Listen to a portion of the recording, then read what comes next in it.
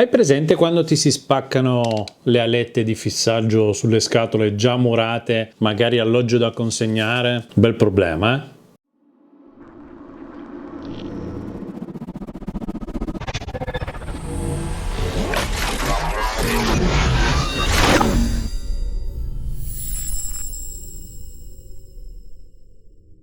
Ciao a tutti, benvenuti in questo nuovo video. Oggi vi faccio vedere un kit di riparazione per tutte le volte in cui vi si spaccano le alette nelle scatole. Magari perché state facendo una manutenzione, era già lì e si rompe del tutto, o magari come capita, ahimè, spesso in cantiere, quando vengono pulite le scatole che sono appena state intonacate, magari battendo involontariamente si spacca la staffetta. Ecco, in tutti quei casi dove chiaramente smurare e rimurare la scatola è un problema, esistono dei kit di riparazione. Anch'io fino all'altro ieri mi arrangiavo in qualche modo mettendo magari un pezzo di legno, un tassello di lato, insomma in qualche modo lo facevamo lo stesso, ma oggi esistono dei kit di riparazione che sono nella loro semplicità direi quasi geniali e che risolvono il problema in modo anche diciamo un po' più professionale. Prima di andare avanti mi raccomando iscrivetevi al canale, ora vi faccio vedere cosa vi arriva quando le acquistate e proviamo anche a montarla dal vivo in una vera scatola murata col supporto rotto.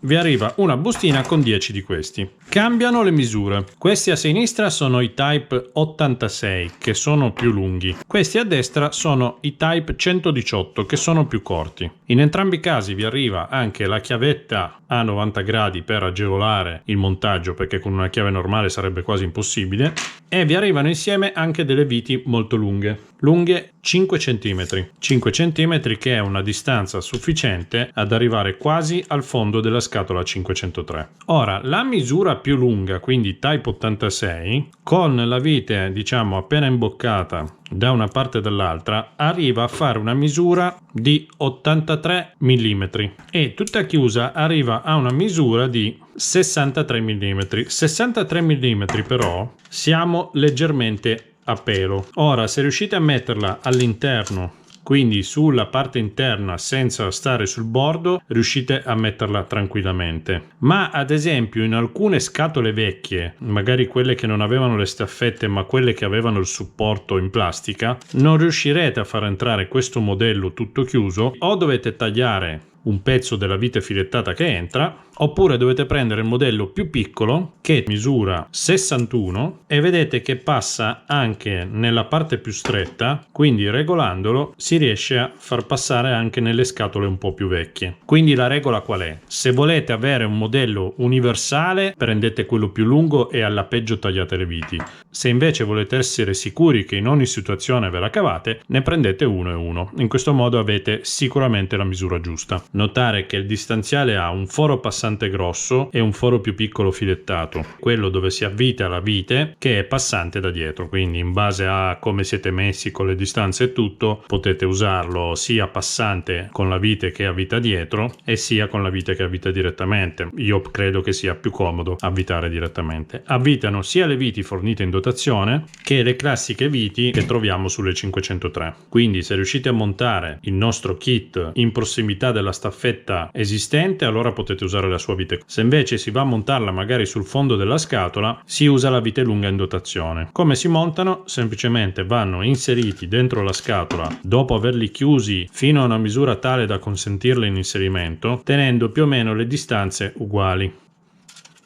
Vedete che l'ho inserita, in questo caso la metto sul fondo, ma potrei tenerla anche un po' più indietro, tipo in questa posizione qua. Ovviamente cosa succede? Che non essendo perfettamente in asse col foro originale, conviene andare un po' più lunghi, quindi metterla più verso il fondo e sfruttare la vite lunga in dotazione per arrivare a prendere il filetto, magari stando leggermente inclinati, e in questo modo si riesce comunque ad avvitare il telaio. Questo adattatore, una volta messo in posizione, con la chiave in dotazione bisogna tenerlo fermo, magari con l'aiuto di una pinza, e svitare le parti con la punta. I due spuntoni cosa fanno? Si allargano, quindi fanno tenuta sul bordo della scatola e diventa un fissaggio abbastanza robusto da garantire il corretto montaggio del gruppo prese, interruttorio, quello che sia. Ovviamente intorno alla scatola deve esserci materiale, quindi cemento o scagliola, quello che è, in modo da fare resistenza sull'allargamento degli spunzoni e garantire una tenuta efficace. Ora vi faccio vedere come montarlo in una scatola murata e il risultato finale. Bene, eccoci qui. scatola con supporto di sinistra completamente mancante. Questo è un modello vecchio, quindi come dicevo quelle più strette. In questo caso prendo il kit con la barra diciamo più corta, il Type 118. Una volta trovata la misura più o meno giusta per farla entrare senza che avanzi troppo spazio, grazie alla chiavetta 90 gradi e tenendola con una pinza, perché consiglio il metodo più comodo, allargo sia diciamo lo spunzone superiore che lo spunzone inferiore. Una volta fissato in modo solido, possiamo presentare il nostro telaio, vedere che i fori siano allineati e procedere con l'avvitare magari prima la vite di sinistra dove c'era la staffetta e poi avvitando, imboccando la vite nel nostro kit di riparazione. Se guardiamo dall'alto noteremo che sarà anche molto semplice beccarlo perché il foro è rimasto più o meno dove era prima. Ora procediamo al fissaggio definitivo mettendo in bolla il telaio, che rimarrà così avvitato esattamente come prima sia dove c'era la staffetta a destra che dove abbiamo effettuato la riparazione a sinistra, ottenendo un risultato perfetto. L'inserimento e il disinserimento della spina avvengono senza problemi, tutto assolutamente perfetto. Bene, un video veloce ma spero che sia stato molto utile per i professionisti ma anche a casa, perché sicuramente vi è già capitato di trovare qualche staffetta rotta. L'unico appunto è che vanno bene per le 503 e per le 504 che hanno quindi le viti centrate ai due lati, diventano impossibili da utilizzare ad esempio con le 506 che hanno le 4 viti, due sotto e due sopra. In quel caso bisogna ricorrere a metodi alternativi. Queste barrette costano circa 11 euro il set da 10, poco più di €1 a staffetta rotta diciamo. Esistono anche altri prodotti in commercio tipo delle graffette dell'Ave che vanno molto bene, costano il triplo e sono più difficili da reperire. Queste qua le trovate su Amazon, domani vi arrivano. Secondo me un mio consiglio: prendete un tipo e in qualsiasi situazione vi possiate trovare risolvete il problema. Mi raccomando, seguitemi su Instagram perché rimarrete sempre aggiornati sui video che sono in uscita.